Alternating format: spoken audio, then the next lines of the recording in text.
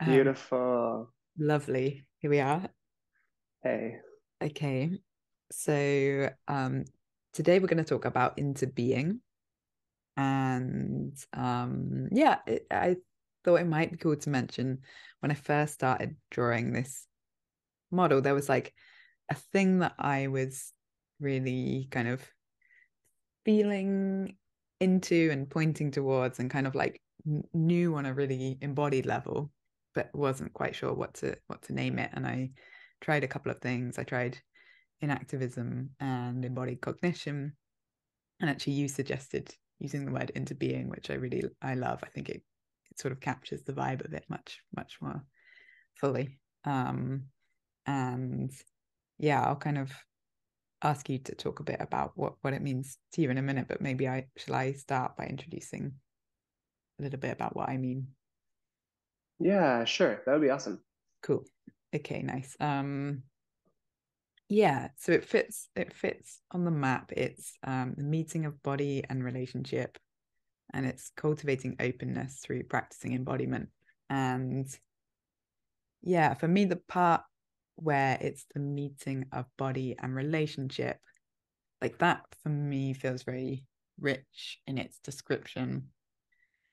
And one of I think one of the things that is kind of like quite innate in this part of experience is I do find it very hard to talk about because it's such an Mm, embodied, it's like a felt sense of a thing. And it's the sense mm, of like, it's almost like it's almost like learning and experiencing through the body and the ways that we are and the things that we do mm, and um the ways that we move through the world. I think like from my own experiences, I have a sort of a bit I had a big phase of my unfolding that I call the Pocahontas phase. mm, It was just like being very in tune with the world and kind of like mm, um almost like everything moving in sync, and that being very much part of like how and what I was learning, and kind of like dissolving the boundaries between um mm, where I start and the outside world starts. That mm, just being what like a thing that moves. And yeah, I think it would be cool to get into some more like I guess examples of that sort of thing. Like I don't know, like a really simple one might be um when you're walking up a steep hill, it's like mm, easier to think about difficult thoughts or something. mm, Whereas if you're like on a mhm, bike coasting down a hill, it's easier to think about how life can be kind of like mm, in your favor, and feel a sort of like a sense of relaxation and ease. mhm, Um, yeah, there's something in the way that the body is that what's happening in the body, that sort of like cognition and being, and is sort of like shaping experience and what we know and what we feel. mm, And then, yeah, I think we were just chatting before, and I feel like you kind of brought up a really nice point, which is also like on a relational level, there's a way that it's almost like our expressions of how we're describing into being now are kind of mhm, um it's like an expression of who we are in these moments, like the where we are in our process, where we're like meeting together, the context that we're meeting in. It's almost like all of that is shaping how we're mhm, describing into being. So it's kind of like that becomes an expression of the thing as well, which I really liked. mm, And yeah, if we recorded it again in a month, our process would be in a different thing, and the sort of triangulation of it would be different in our lives. So the kind of like thinking and words we use might be different. I thought that was really nice. mhm, So mhm, that's just like a few things that come up initially. And yeah, I thought in terms of like asking you um to talk about this and to write and teach about it, I kind of knew that you were studying like embodied cognition and in activism, and there's something for me, like there's something just brave in that this thing just to me feels very hard to talk about. So kind of like being able to study it and write about it and think deeply about it is very cool. And then I think just from like a sense of some of the conversations we had, just feeling infused with this sense of, I don't know, just like feeling the kind of rhythm of being in tune with this like slightly ineffable but very in another way very like tangible and sensible sense of into being, just like the afternoon when we were out in the sun in Berkeley and chatting. There was a sense of like, oh, there's something that's very like alive and in awareness here that isn't necessarily, we're not like intellectually kind of talking about it loads, but it just feels very, very present in your way of being and relating. So yeah, just a bunch of things I'm sort of throwing at you, but I don't know if you want to do the same. Yeah, it's fantastic. It's really helpful. Yeah, I want to sort of pick up on a few words or themes that I was hearing and that I really resonate with. The first one is you talked about a sense of boundarylessness. And there's a really core theme and an opportunity for play and for practice around noticing our boundary making.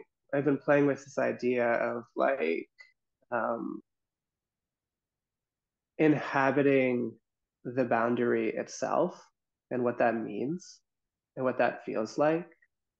And often I feel like, at least for me, I sort of imagine often boundaries as kind of like there's like, a line that just divides.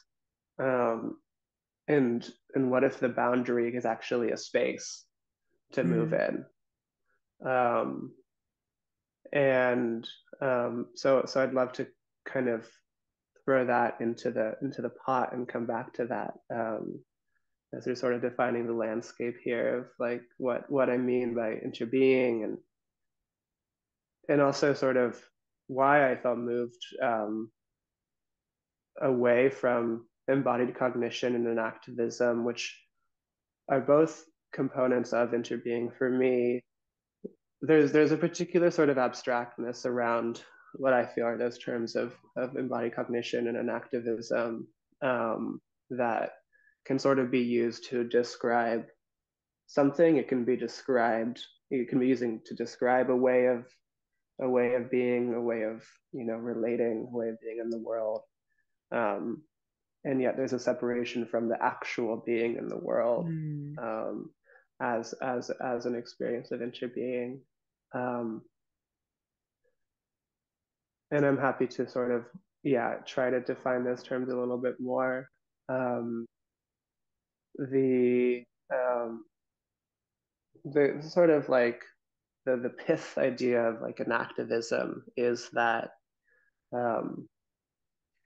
we are always situated in an environment, physical environment, sociocultural environment, historical environment, and we are also situating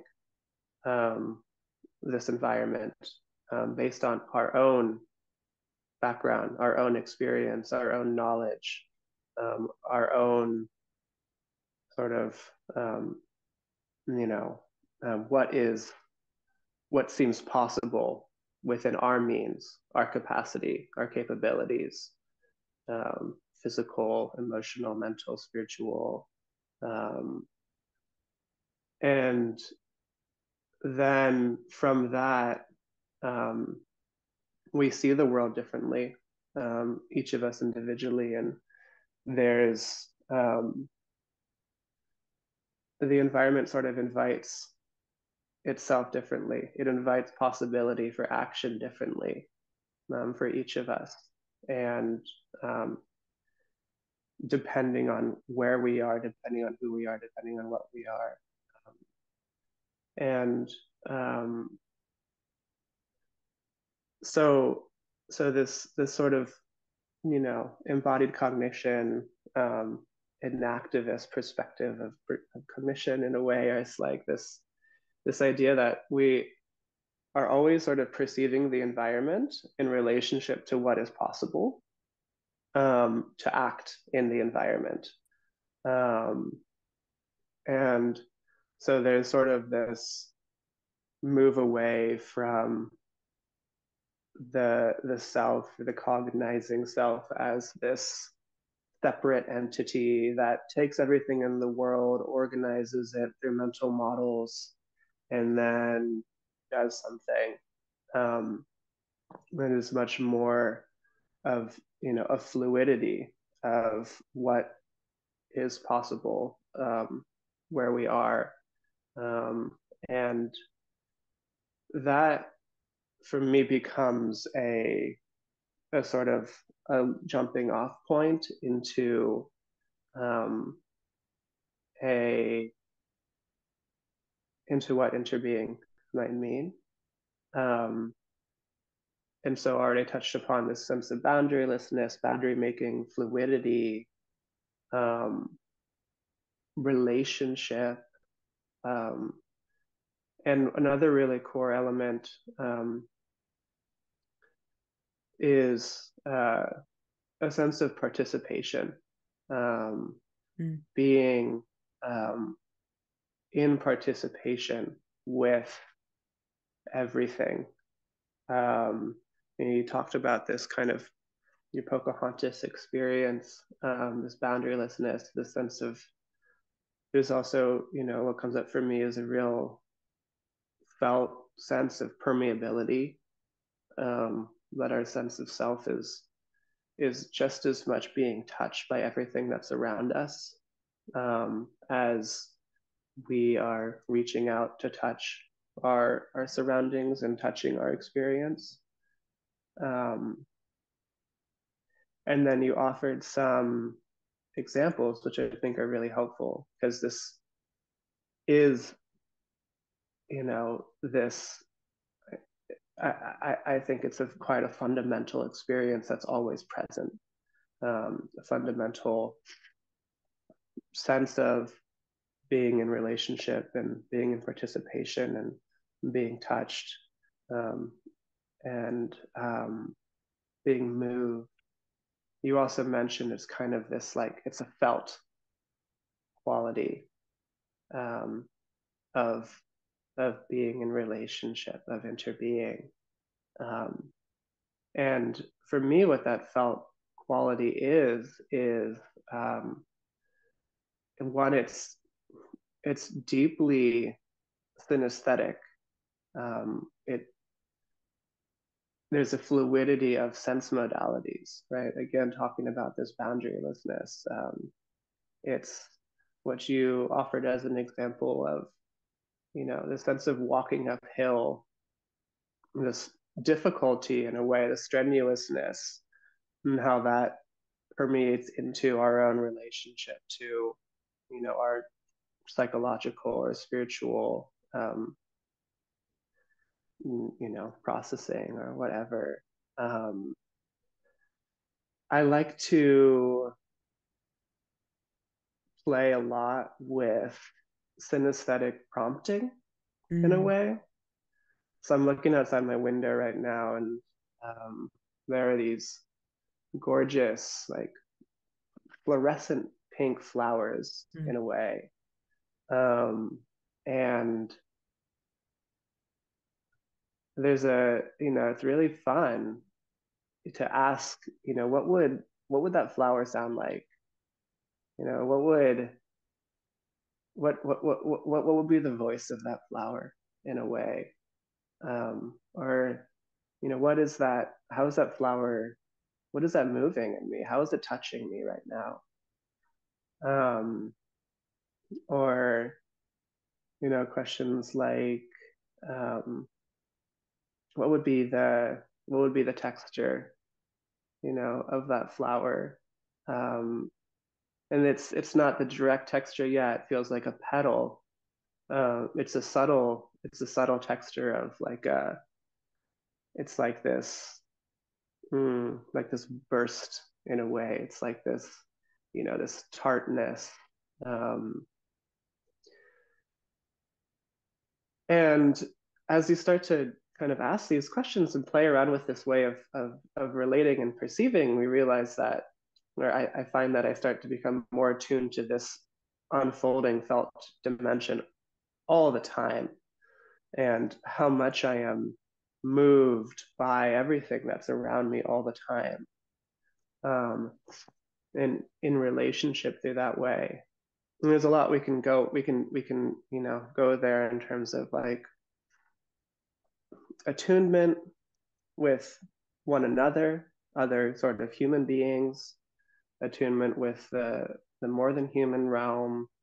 Um, there's a lot around how do we open and surrender to this way of being, and attuning to it. I mean, um, and again, it's not something that we have to work to create, this interbeing. Mm-hmm. A it is sort of the ground, of us as moving, feeling, creatures, um, in a world of moving, feeling creatures. So that's sort of where I'm kind of orienting myself. I've been very sort of influenced, like recently. I mean, and we were just talking about kind of the interbeing around, like, what's just what is in the field right now for us, right? And like, or at least, and or in the recent past, and how that might change in a month, in a week. Might have a totally different sense of interbeing, or a different sort of facet of it. Um, but I've been really influenced right now by a writer, David Abrams, um, who writes a lot about um, the sort of like the magical quality of the sensuous, Mm. and again, also the fluidity of perception, um, and uh, with his boundary making practices. There's a writer and a thinker, Bayo Komolafe, who Mm. writes a lot about um, this sense of losing our way, um, and looking at this play of boundary making, and feeling like we have to know what the boundaries are. Mm-hmm. And then there's a researcher and academic, Claire Petit Manger, who worked with Francisco Varela, who's one of the founders of, he first introduced in activism. Um, and she writes a lot about what we're talking about, this felt dimension of interbeing. Mm. Um, and some really beautiful. She's fantastic at finding language for this, which, like you said, is quite difficult to talk about. Yeah. Um, so would be happy to bring in some of that as well, and I have been. And yeah, so can just go from there. I know that was a ton. And yeah, yeah. Yeah, amazing. Super rich. Um, yeah, really, really rich. I think the thing you were saying about almost kind of like being moved by the world and being touched Mm-hmm. by the world, as well as the sort of like reaching out and touching, that really captures something about it for Mm-hmm. me. Like that kind of like you're really opening. And I think that's the kind of like the cultivating the openness. You're just really opening to the world to allow it to really impact you. And yeah, I really liked what you were saying about the kind of synesthesia aspect of it. And there's a way that on the model, depending on which sort of way you're practicing, the preceding, the kind of like preceding one, if you're doing them in an order, is either subtle body or somatic imaginal.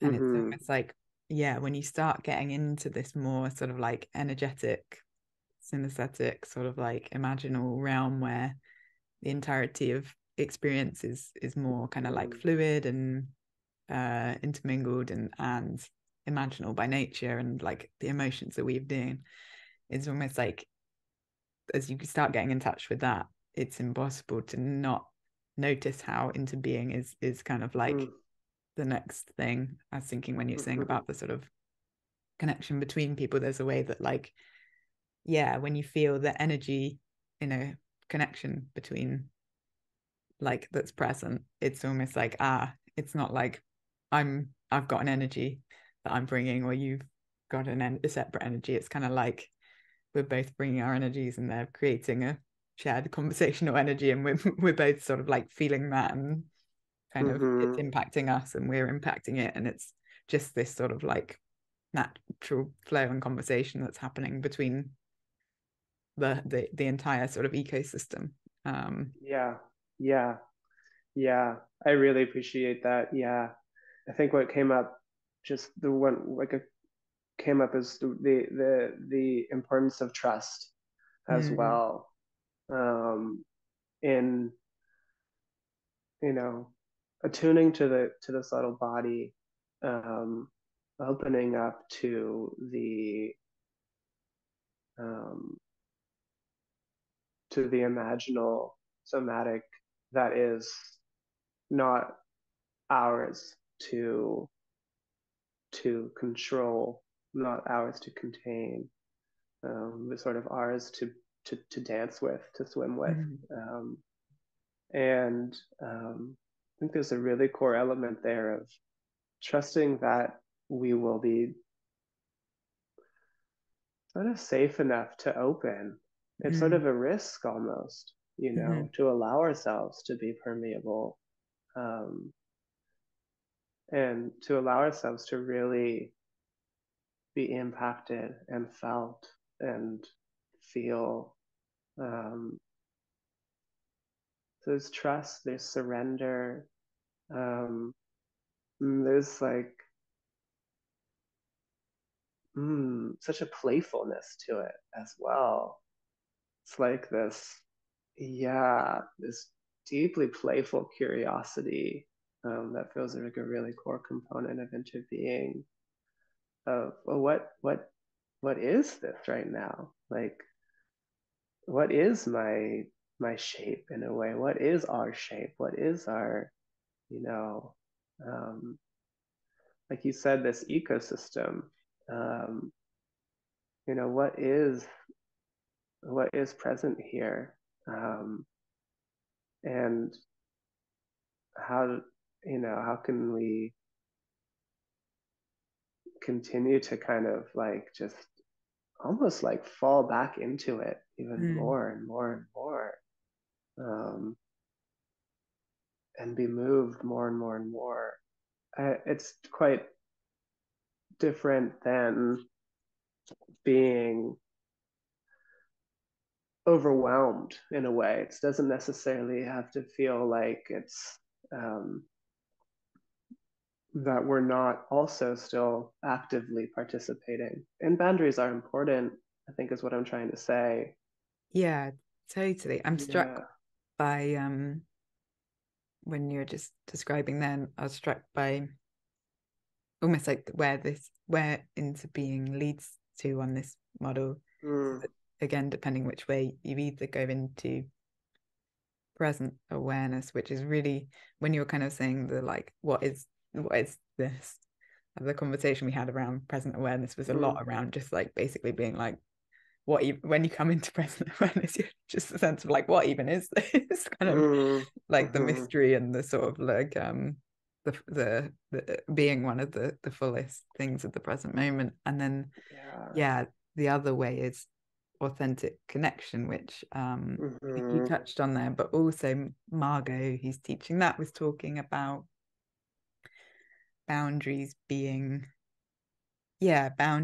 something that just sort of like naturally falls where they fall in your kind of just like authentic openness, rather than something where you're like holding yourself in and really creating something that's like protective. And yeah, just I'm thinking what you were saying, their sense of like there are boundaries, but then and like at the start, like there's almost like different types of boundaries that are possible, and something about interbeing and the cultivating the openness, inviting a sort of different a slightly different type of boundary than your more kind of like wall between you and experience. Yeah. Yeah. Yeah. I think it's this like it's almost becomes a like um mm, like a much more supple sense of setting of holding a boundary in a way where um, we also recognize that boundaries are participatory, and boundaries are not necessarily only ours to hold in a way or only ours to create, um, and that boundaries themselves are inherently interrelational and also a deeply important part of interbeing. I mean, we are completely open, and yet we also are recognizing our own sense of being in that openness. Um, I guess is what I would say there. Yeah, that's nice. Yeah. Is there anything important that you feel you haven't had the opportunity to say? Um, I think I'd love to like read a quote or two. Mm-hmm. Um, and so let's see, so many. Well, I'll start with a Rilke quote, which is I think really speaks to this, and this is from his set of poems, The Book of Hours. Um, and this is translated by Joanna Macy. The hour is striking so close above me, so clear and sharp, that all my senses ring with it. I feel it now. There's a power in me to grasp and give shape to my world. I know that nothing has ever been real without my beholding it. All becoming has needed me. My looking ripens things, and they come toward me to meet and be met. Mm. Yeah, that's beautiful.